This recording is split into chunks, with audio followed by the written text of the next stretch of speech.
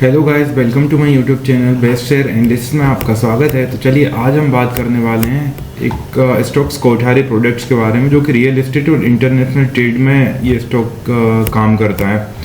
Kothari products को लेकर जो न्यूज़ आ रही है उसके बारे में हम जानेंगे। और कोठारी प्रोडक्ट्स की बात करें तो जब मार्केट ओपन था ये 61.95 के आसपास ट्रेड करके क्लोज हुआ, जो कि 1 डे में 0.04 पैसे की गिरावट और 0.06% की गिरावट है।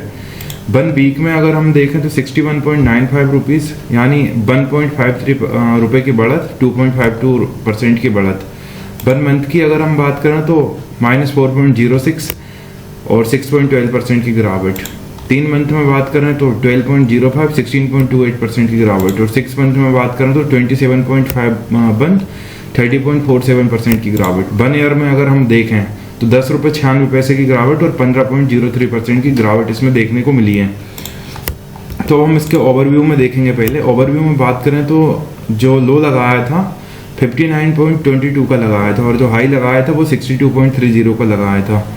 52 वीक जो लो लगाया था वो 58 था और 52 वीक हाई जो लगाया था वो 109 था। और अभी जो ट्रेड कर रहा है वो 52 वीक लो के आसपास ट्रेड कर रहा है।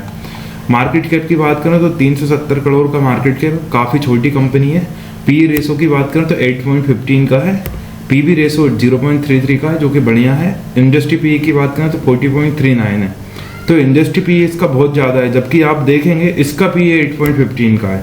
तो मेरा मानना है ये स्टॉक्स बहुत ही सस्ती वैल्यूएशन पे अभी ट्रेड कर रहा है। डेब्ट टू इक्विटी की बात करें तो 0.23, जो कि बहुत बढ़िया है। अगर 1 से कम डेब्ट टू इक्विटी है मेरा मानना है कि वो कंपनियों में आप ट्रेड कर सकते हो, इन्वेस्ट कर सकते हो।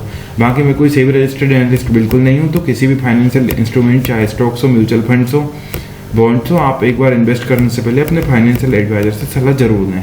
आरओई की बात करें तो 4.18% का है। ईपीएस कम है। डिविडेंड यील्ड 0.0% का है। बुक वैल्यू की अगर बात करें तो 187 की बुक वैल्यू है। आप देखेंगे बुक वैल्यू से तो काफ़ी आधे से भी आधे दाम पे ट्रेड कर रहा है बुक वैल्यू पे। फेस वैल्यू की बात करें तो 10 रुपये है।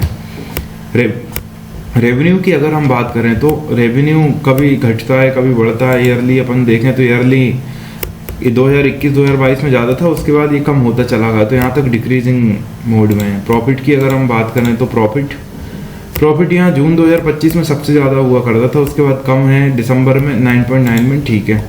ईयरली की बात करें तो 2025 में सबसे ज़्यादा गिरावट नोट करी गई, जो कि 93.99 करोड़ की है। नेटवर्थ की बात करें तो नेटवर्थ लगभग स्टेबल है।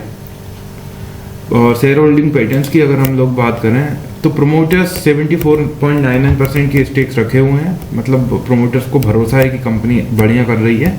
रिटेल एंड अदर्स के पास 25.01% की हिस्सेदारी है। तो गाइस ये थी स्टॉक की एनालिसिस। और चलिए अब हम बात करते हैं इस स्टॉक को लेके जो न्यूज़ टेक्निकल्स के बारे में। पहले टेक्निकल्स देख लेते हैं, फिर न्यूज़ देख लेते हैं।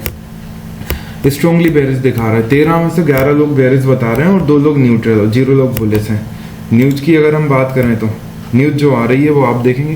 Kothari products limited scheduled board meeting on May 29, 2026 to review audited financial result. Dividend recommendation for the year ending March 31, 2026 will also be considered in the meeting. तो इन्होंने बोर्ड मीटिंग शेड्यूल करी है May 29, 2026 को audited financial results को बारे में, और dividend recommend करेंगे ये March 31, 2026 के लिए। Bill also be consider in the meeting.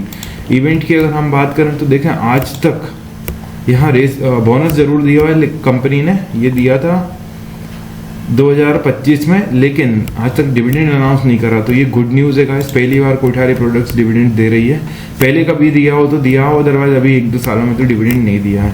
और गाइस मैं कोई सेबी रजिस्टर्ड एनालिस्ट बिल्कुल नहीं हूँ, तो किसी भी फाइनेंशियल इंस्ट्रूमेंट में इन्वेस्ट करने से पहले अपने फाइनेंशियल एडवाइजर से सलाह जरूर लें। और इसी तरह के और भी स्टॉक रिलेटेड न्यूज़ देखने के लिए हमारे चैनल को लाइक शेयर सब्सक्राइब करना ना भूलें। Thank you.